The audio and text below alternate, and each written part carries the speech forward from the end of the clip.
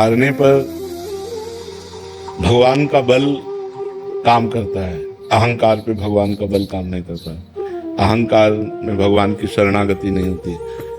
सुनेरी मैंने निर्बल के बलराम, अपबल तपबल और बाहुबल चौथो बल है दाम, सूर किशोर कृपाते सब बल हारे को हरि नाम। जब हार जाए तो हरि के आश्रित हो जाए, भगवान का नाम जब करने लगे तो वो जीत जाएगा, संसार से जीत जाएगा, माया से जीत जाएगा, दुखों से, विपत्तियों से, संकटों से, वो सबसे जीत जाएगा जो भगवान का आश्रय ले लिया, भगवान का नाम जप करने लगा।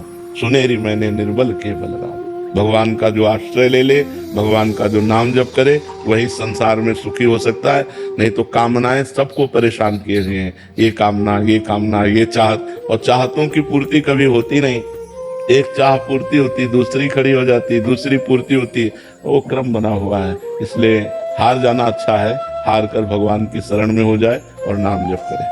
बलवीर सिंह नागपाल जी।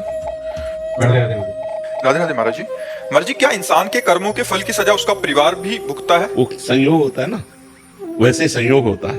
अब जैसे आपने एक अच्छा कर्म किया तो आपके माता पिता को धन्यवाद दिया जाएगा, आपका पूरा परिवार सुखी होगा, आपका पड़ोस सुखी होगा, आपका गांव सुखी होगा कि हमारे गांव में वो हैं। संयोग है। आपने गलत काम किया, किस गांव का है, उस गांव की बदनामी, उस मोहल्ले के, उस परिवार के लोग सब दुखी हो जाएंगे। तो कर्म का ऐसा जाल है कि वो जहां तक हमारा संबंध होता है वहां तक प्रभाव डालता है। तो अगर संबंध हमसे आपसे नहीं है तो कोई प्रभाव नहीं, अगर है तो दुखी हो। मान लो शिष्य है तो हम भी दुखी हो जाएंगे, अच्छा ऐसा हुआ, हे भगवान उसकी रक्षा करना। संबंध का प्रभाव दुख सुख का अनुभव कराता है। तो जहां तक हमारा संबंध है शरीर से, वहां तक हमारे कर्म से संबंध है और उसको दुख भोगना पड़ेगा। बहुत दूर का रिश्ता है पर संबंध है, कोई घटना अच्छा ऐसा हुआ तो हमको जितना संबंध है उतना दुख होगा। घनिष्ठ संबंध है तो व्यथा इतनी बढ़ जाएगी कि आप सह नहीं पाएंगे, रोने लगेंगे।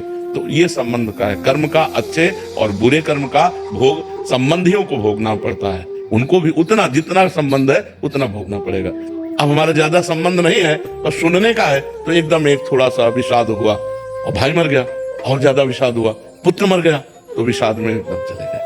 तो संबंध का हमारे कर्मों से भी संबंध है। अगर हम अच्छे कर्म करते हैं तो हमारे परिवार वालों को सुख मिलता है, बुरे कर्म करते हैं तो हमारे परिवार वालों को या हमारे संबंधियों को दुख प्राप्त होता है। कर्मों का जाल बिछा हुआ है, उसी से सुख दुख का सबको अनुभव होता है। दिशांत जी।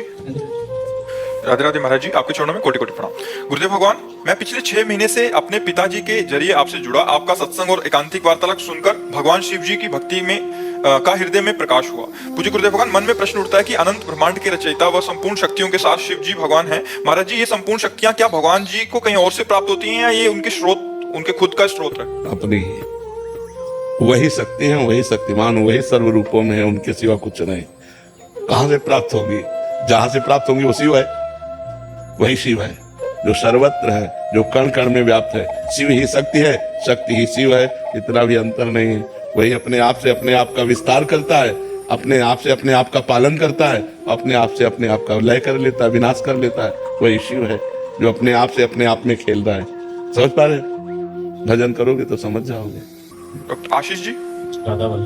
श्री हरिवंश महाराज जी, आपके चरणों में कोटि कोटि प्रणाम। महाराज जी, आपकी आज्ञा से और सही मार्गदर्शन से लगभग 2 वर्षों से निष्काम भाव से तन्मयता पूर्वक गौ सेवा में रत हूँ। अब ऐसा महसूस हो रहा है कि मतलब गऊ का भी कनेक्शन फिट हो गया। महाराज जी, नाम जब जो प्राथमिक था वो अब सेवा के कारण भूल जाता हूँ। महाराज जी, क्या ये कोई बाधक तो नहीं होगा सेवा में? थोड़ा सावधान रहिए। भगवान का विस्मरण बर्दाश्त नहीं होना चाहिए। तद विस्मरणेन परम व्याकुलते थी। मां मनुष्मर युद्ध च, मेरा स्मरण करते हुए युद्ध रूपी कर्तव्य कर्म करो। तो हम गौ सेवा भी भगवान का स्मरण, यद्यपि क्रियाएं ऐसी होती हैं कि जब हम क्रियाओं में ध्यान देते हैं तो भगवान का भजन छूट जाता है, पर अगर हम अभ्यास करें तो क्रिया करते हुए भी भगवान का भजन किया जा सकता है। क्रियाओं को करते हुए भगवान का नाम स्मरण अगर हम करें तो हमारा जीवन और मंगलमय हो जाएगा। नहीं, आज गौ सेवा रूपी क्रिया में भजन छूट रहा है तो हर समय तो गौ सेवा नहीं करते, फिर अन्य क्रियाओं में भजन छूट जाएगा, फिर पुण्य बनेगा, अध्यात्म नहीं पुष्ट होगा। पुण्य तो बनेगा गौ सेवा करते हो, पर अध्यात्म पुष्ट नहीं हो, और पुण्य टिकाऊ चीज नहीं है। महाराज नृग ने करोड़ों गौओं का दान किया, करोड़ों गौओं की सेवा की, और एक अपराध बन गया तो गिरगिट बनकर के द्वारिका में कुएं पे पड़े थे, भगवान ने उनका उद्धार किया। तो यदि अध्यात्म नहीं तो पुण्य टिकाऊ चीज नहीं है। पुण्य कभी भी न किसी भी अपराध से नष्ट हो सकता है, और अगर भजन है तो अविनाशी है। इसलिए भगवान के भजन की आंतरिक प्राथमिकता देते हुए बाह्य क्रियाओं को करना चाहिए। चाहे इसमें जो गौ माता है उसका भी लगाव हो गया जी। तो तन्मयता है, बिल्कुल। उनका भी लगाव। हाँ, क्योंकि सब में भगवान वास करते हैं तो भगवान तो प्यार करते हैं। चाहे कुत्ते से आप प्यार करने लगो तो वो प्यार करने लगेगा, क्योंकि सब में प्रेम रूप भगवान वास करते हैं। कोई बात नहीं, तो उनका लगा होना हमारे ऊपर आशीर्वाद है। खूब नाम जप करो। पावनी जी दिल्ली से। राधे राधे महाराज जी। महाराज जी, मुझ में इतनी कमियां हैं कि मैं भगवान को सुख में भूल जाती हूँ। महाराज जी, इसके बाद भी क्या वो हमारे भगवान को सुख में भूल जाते हैं? मतलब इतना सुख मिलता है कि भगवान को भूल जाते हैं? जब सुख होगा तो भूल जाते हैं। हाँ, वैसे सबका स्वभाव है। सांसारिक जब अनुकूलता होती है तो भगवान का विस्मरण हो जाता है, लेकिन अगर हम सुख में भगवान का आनंद पूर्वक भजन करें तो हमारे अंदर क्षमता आ जाएगी कि दुख में भी भगवान का भजन कर पाएंगे। यदि हम सुख में भगवान को भूल गए फिर दुख में तो भूल ही जाएंगे। दुख में हम कैसे याद कर पाएंगे? सुख में हमें सुमिरन करने का अभ्यास बनाना चाहिए, तो दुख में भी हम सुमिरन कर सकते हैं।